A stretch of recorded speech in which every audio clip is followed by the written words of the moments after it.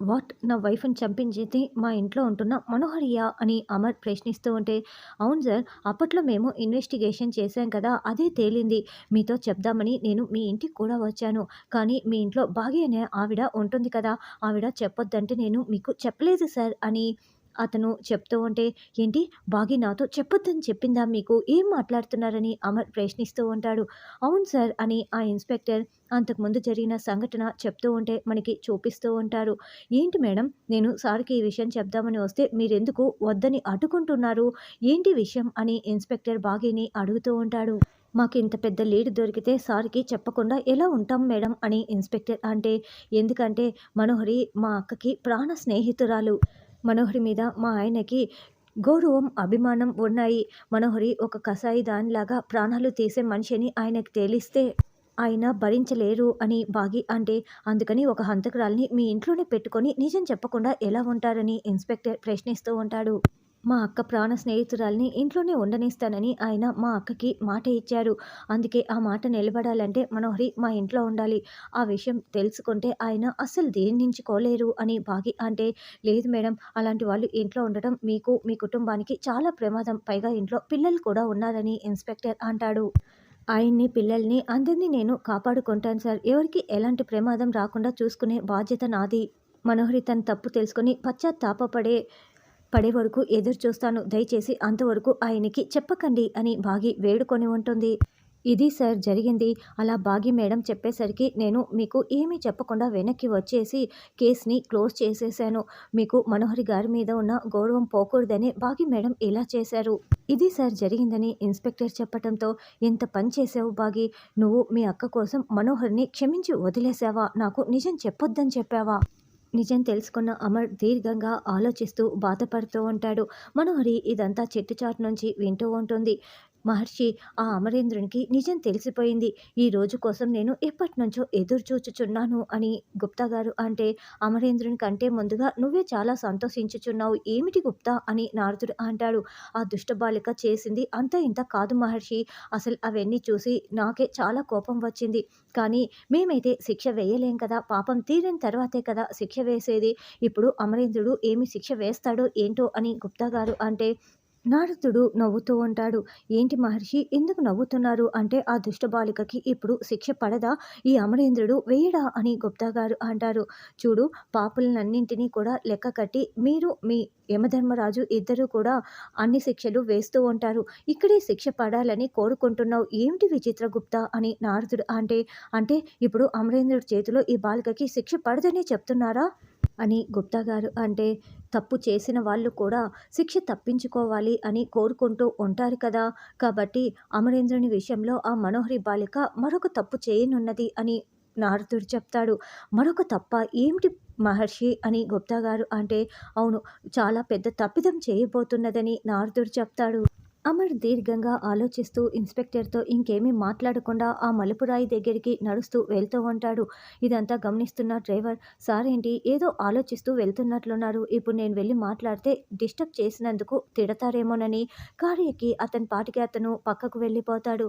ఇక అమర్ ఆ మలుపురాయి దగ్గర నిలబడి జరిగిన సంఘటనలు మొత్తం కూడా గుర్తు చేసుకుంటూ ఉంటారు. ఏవండీ, మీకెవరో తెలిసిపోయింది కదా! నిజం తెలిసిపోయింది కదా! అని బాగి అడిగిన మాటలు, రణ్వీర్ చెప్పిన మాటలు మొత్తం కూడా గుర్తు చేసుకుంటూ వెంటనే రణ్వీర్‌కి ఫోన్ కాల్ చేస్తాడు. ఇన్స్‌పెక్టర్‌కి ఫోన్ చేసి రణ్వీర్‌కి ఒకసారి ఫోన్ ఇవ్వండి అని అమర్ చెప్పటంతో వెంటనే ఇన్స్‌పెక్టర్ అక్కడ రణ్వీర్ దగ్గరికి వెళ్ళి లాకప్‌లో ఉన్న రణ్వీర్‌కి ఫోన్ ఇచ్చి అమర్ సార్ మాట్లాడతారంట అని చెప్పటంతో, చెప్పు అమరేంద్ర, నా భార్య ఎవరో కనిపెట్టేసావా అని రణ్వీర్ అడగగానే, నీ వైఫ్ మనోహరియే కదా అని అమర్ చెప్తాడు. అది విన్న రణ్వీర్ చాలా షాకింగ్‌గా, నువ్వు సూపర్ అమరేంద్ర, ఒక్క క్లూ ఇవ్వగానే భలే కనిపెట్టేశావు.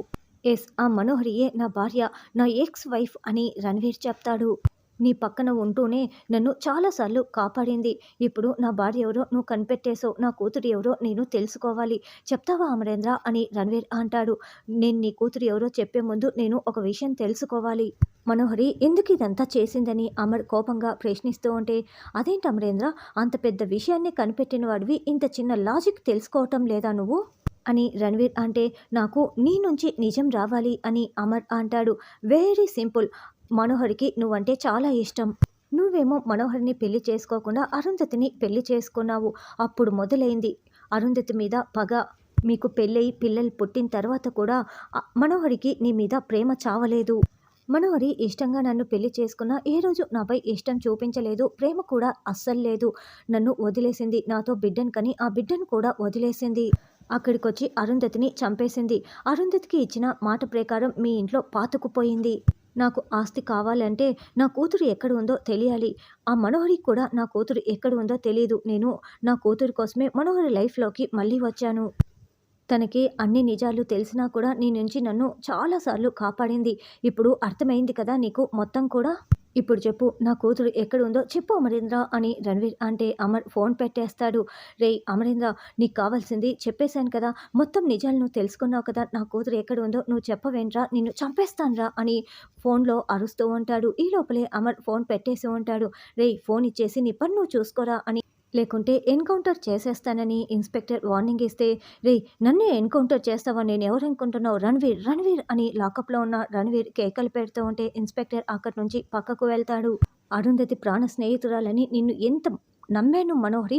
నువ్వు నా అరుంధతిని చంపేస్తావా? నా ఇంట్లోనే ఉంటూ నన్ను వెన్నుపోటు పొడుస్తావా? అసలు నేను నిన్ను క్షమించను. నిన్ను క్షమించను కాక క్షమించను అని అమర్ అనుకుంటూ ఉంటే, అమర్ నీకు మొత్తం నిజాలు తెలిసిపోయాయి. ఇప్పుడు నువ్వు నన్ను క్షమించవు కాబట్టి నాకు కూడా అర్థమైపోయింది. నాకు దక్కని నువ్వు ఎవరికీ కూడా దక్కకూడదు. ఆరుని పంపించోటికే నిన్ను కూడా పంపించేస్తాను. నిన్ను చంపేస్తాను అమర్, చంపేస్తానని మనోహరి అనుకుంటూ ఉంటుంది.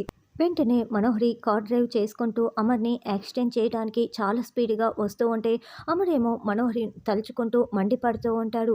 మహర్షి, ఆ బాలిక మళ్ళీ తప్పిదం చేయుచున్నది. యాక్సిడెంట్ చేయబోతున్నది అని గుప్తా గారు అంటే, పత్ని చనిపోయిన చోటునే పతి దేవునికి ప్రమాదం సంభవించుచున్నది అని నారదుడు అంటాడు. లేదు మహర్షి, ఏదో ఒకటి చేసి ఆపుము అని గుప్తా గారు అంటే, అంతా కూడా విధి రాత అని నారదుడు చెప్తాడు. అమరేంద్ర, ఒక్కసారి వెనక్కి తిరిగి చూడుము అని గుప్తా గారు కేకలు పెడుతూ ఉంటారు. నేను వెళ్ళి కాపాడేదను అని గుప్తా గారు వెళ్తూ ఉంటే, ఆగుము గుప్తా, నువ్వు కేవలం వీక్షిస్తూ ఉండాలి అని నారదుడు అంటే, చిన్న పిల్లలు కూడా ఉన్నారని గుప్తా గారు అంటారు. సాధారణ మానవుని వలె నువ్వు అస్సలు మాట్లాడకూడదు. నువ్వు ఎవరో నీకు అర్థమవుతుంది కదా! కేవలం వీక్షింపుము అని నారదుడు గుప్తా గారిని వెళ్ళనివ్వకుండా చేయి పట్టుకుంటాడు. వెంటనే మనోహరి అమర్‌కి యాక్సిడెంట్ చేయటంతో అమర్ కొండ మీద నుండి కింద పడిపోతాడు. సార్ అని ఇన్స్‌పెక్టర్ గట్టిగా కేకలు పెడుతూ ఉంటాడు. అమర్ రక్తపు మడుగులో పడిపోవటంతో, చూచితివా ఆ బాలిక ఎలా యాక్సిడెంట్ చేసిందో అని నారదుడు అంటే, అవును పాపి చిరాయువు అంటారు కదా! మా లోకమునకు వచ్చిన తర్వాత ఆ బాలికకు ఉంటుంది రౌరవమున అని గుప్తా గారు అంటారు. కానీ అంతవరకు ఈ బాలిక ఆగడాలైతే ఆగవు కదా అని నారదుడు అంటాడు. అప్పుడే పోలీసులు అంబులెన్స్‌ని పిలిపించటంతో అమర్‌ని అంబులెన్స్‌లో తీసుకువెళ్తూ ఉంటారు. సార్ నేను కూడా మా సార్‌తో పాటు వెళ్తానని డ్రైవర్ కూడా అమర్‌తో పాటి వెళ్తూ ఉంటారు. వెంటనే అంబులెన్స్‌లో అమర్‌కి ఆక్సిజన్ మాస్క్ పెడతారు. అమరేమో రక్తపు మడుగులో ఉండటంతో స్పృహలో ఉండడు.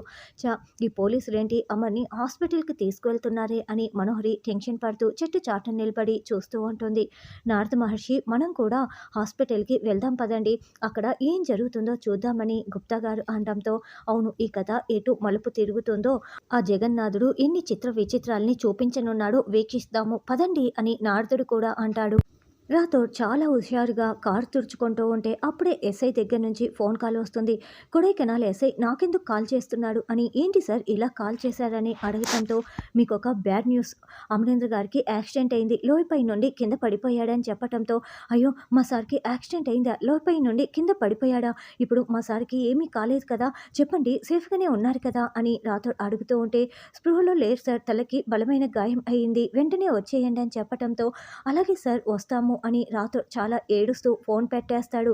ఇక మనోహరి మళ్ళీ అమర్ అంబులెన్స్‌ని ఫాలో అవుతూ వెళ్తూ ఉంటుంది. బాగీకి విషయం తెలిస్తే ఎలా ఏడవనుంది, కథ ఏ మలుపు తిరుగుతుంది అన్నది రానున్న ఎపిసోడ్‌లో తెలుసుకుందాం.